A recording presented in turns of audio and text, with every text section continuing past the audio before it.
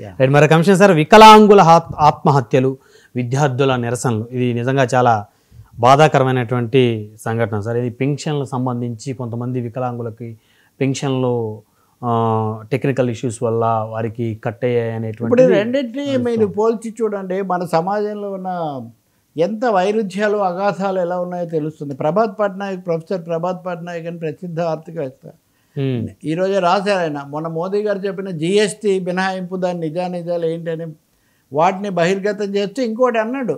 ఇప్పటివరకు దేశంలో 1% ప్రజల దగ్గర 40% ఆస్తి, 1% కుబేరుల దగ్గర 40-50% సంపద ఉందని అనుకునే వాళ్ళం. ఇప్పుడు తాజా లెక్కల ప్రకారం 60% సంపద 1% దగ్గరే ఉందని తాజా లెక్కలు చెప్తున్నాయని ఆయన చెప్తున్నారు. అంటే ఒకరి దగ్గర 60% ఉంటే మిగిలిన వాళ్ళందరూ ఇదిగో అందులో అతి దారుణమైన పరిస్థితి వికలాంగులు. అవును సరే, ఈ వికలాంగుల పెన్షన్లు, ఇదిగో భూములు 100 కోట్లు, తాటకులు, అరాచకులు ఇన్ని చెప్తున్న సమయంలో ఈ వికలాంగుల పెన్షన్లు తగ్గించడమే అతి తీవ్రమైన విషయంగా ఏలిన వారు భావించటము, వాటిని అర్జెంటుగా కోతకు వేయటము, ఆ కోతకు వస్తే వాళ్ళు ఆత్మహత్యలు చేసుకుంటున్న పరిస్థితి. నిన్న కూడా రామలింగారెడ్డి అనే ఒక వికలాంగుడు ఆత్మహత్య చేసుకున్నాడు. లక్షల మంది మొత్తం అన్ని చోట్ల కలెక్టరేట్ల ముందు ధర్నా.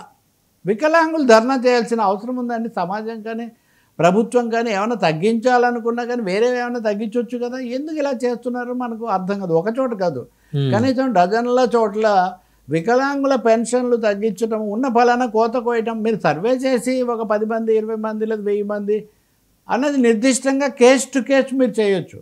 కానీ ప్రభుత్వము క్యాబినెట్లో నిర్ణయం తీసుకొని మంత్రి గారు ప్రకటించి 4వ వంతు పెన్షన్లు.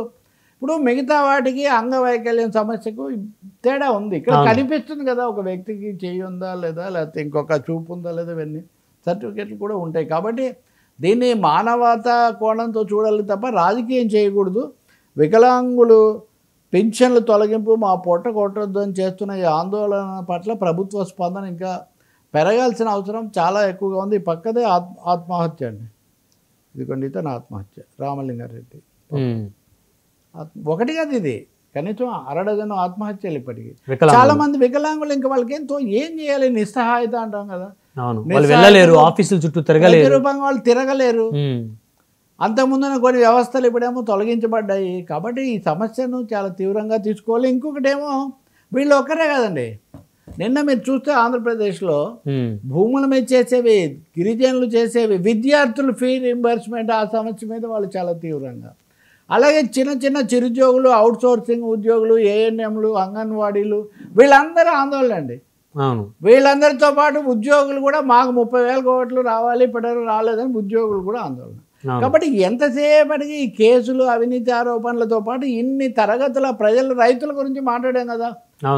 యూరియా కొనుక్కుంటామంటే లేదు. మరి అక్కడ తెలంగాణలో లాగా కాదు కదా, ఆంధ్రప్రదేశ్లో డబుల్ ఇంజన్ సర్కార్ ఉంది కదా. డబుల్ ఇంజన్ సర్కార్లో కూడా ఎందుకు ఇన్ని ట్రబుల్ కొనసాగుతున్నాయి. కాబట్టి వికలాంగుల నుంచి విద్యార్థుల వరకు సాగుతున్నటువంటి పరిస్థితిని తక్షణం యుద్ధ ప్రాతిపదిక మీద సరిదిద్దడానికి ప్రభుత్వం చర్యలు తీసుకోవాలని చెప్పి కోరుకోవాలి. ఎవరైనా కోరుకుంటారు. అందులోనూ వికలాంగులకు ఒకసారి వికలాంగులని కూడా అంటున్నందుకు మన్నించండి. దివ్యాంగులు అని అంటున్న ఆ పదం అనొచ్చు, కానీ వాళ్ళ నిస్సహాయత తెలియటం కోసం నేను ఈ పదం వాడుతున్నాను.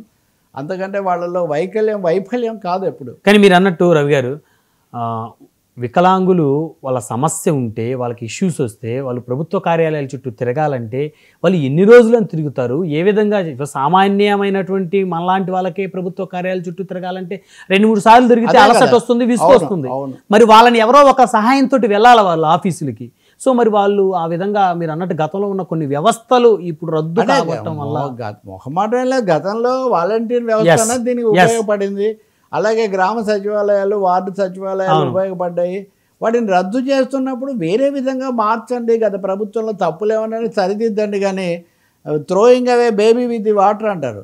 అంటే పురిటి నీళ్లతో పాటు బిడ్డను కూడా పడేయటం. ఇది అవ్వడం వల్ల చాలా ఈ సమస్యలు హఠాత్తుగా ఒక 5 ఏళ్ల పాటు ఇవన్నీ వస్తున్నాయి, తీసుకుంటున్నామన్న వాతావరణానికి వచ్చిన వాళ్ళు హఠాత్తుగా ఒక అయోమయము, ఒక అసహాయ అవస్థ. అందులోనూ ఈ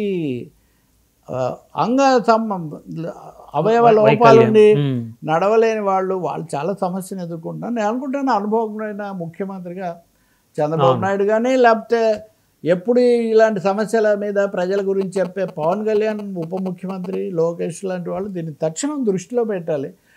వైసీపీనో ఇంకోనో ఖండించడం ఎప్పుడు సమస్య కాదండి. రాజకీయ ప్రత్యర్థులను, విమర్శకులను కాదు, బాధితులను, సఫరర్స్ను, విక్టిమ్స్ను దృష్టిలో పెట్టుకోవటం ఇక్కడ చాలా సో వాళ్ళ వైపు నుంచి చూడాల్సిన అవసరం ఉంది. అలా విద్యార్థులు, ఉద్యోగులు, అంగన్వాడీలు, అవుట్ సోర్సింగ్ వాళ్ళు, లేకపోతే ఇప్పుడు ఇన్ని లక్షల మంది ఒక్కసారిగా వీధుల పాలయ్యారు కదా వాలంటీర్ వ్యవస్థతో కానీ ఇంకోటి, వాళ్ళందరూ ఏమవుతారు? సో ఆ కోణం నుంచి చూడాల్సిన అవసరం ఉంది. మిగిలినవి ఎన్ని చేస్తున్నా కానీ ఈ అసంతృప్తి ప్రభుత్వానికి, కూటమికి శ్రేయస్కరం కాదు. సో ఆల్రెడీ ఒక 1.5 year అయిపోయింది కాబట్టి ఇకనైనా వాటి మీద కాస్త ఒక దశ అయిపోయింది కాబట్టి దృష్టి పెట్టాలి. ఎందుకంటే ఇంకో సంవత్సరం తర్వాత వీళ్ళందరూ మళ్ళీ తిరుగుబాటు చేస్తారు కదా సార్.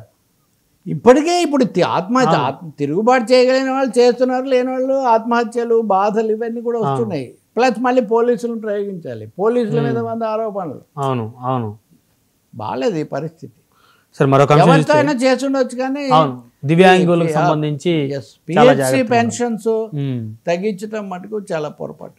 ఒకవేళ వైసీపీ వాళ్ళు ఏదైనా దుర్వినియోగం చేశారంటే కేసు టు కేసు మీరు పెట్టి నిర్ణయం తీసుకోవాలి. అంటే ఈ మధ్యకాలం కొంత కూటమి నాయకులు ఏం చెప్తున్నారంటే సార్, కొన్ని దగ్గర వైసీపీకి నాయకులకి వాళ్ళకి అనుకూలంగా ఉండే వాళ్ళకి కావాలని క్రియేట్ చేసి పెన్షన్లు ఇస్తా ఉన్నారు, వాళ్ళని వికలాంగులుగా సృష్టించి సర్టిఫికేట్లు క్రియేట్ చేసి పులివెందుల్లో కూడా కేసు టు కేసు తగ్గించండి. ఒక 4/4 అయితే ఉండదు కదా, 4/4 అంటే ఒక 10% ఉంటుందేమో సార్ ఓవరాల్ గా. బాగుంటుంది ఓవరాల్ గా, అంటే ఒక చోట ఎక్కువ, ఒక చోట తక్కువ, ఒక హుషారుగా ఉన్నట్టు జరిగి ఉండొచ్చు. వీళ్ళు ఉన్నప్పుడు కూడా కొన్ని జరుగుతాయి, జరగవు అని. ఇప్పుడు తప్పులు జరగలేదా? తెలుగుదేశం వాళ్ళ మీద వాళ్ళు చర్యలు తీసుకోలేదా? కాబట్టి అది కాదు కదా. అందుకనే దానికి కంట్లో నలుసుందని కన్ను పొడుచుకోకూడదు కదా.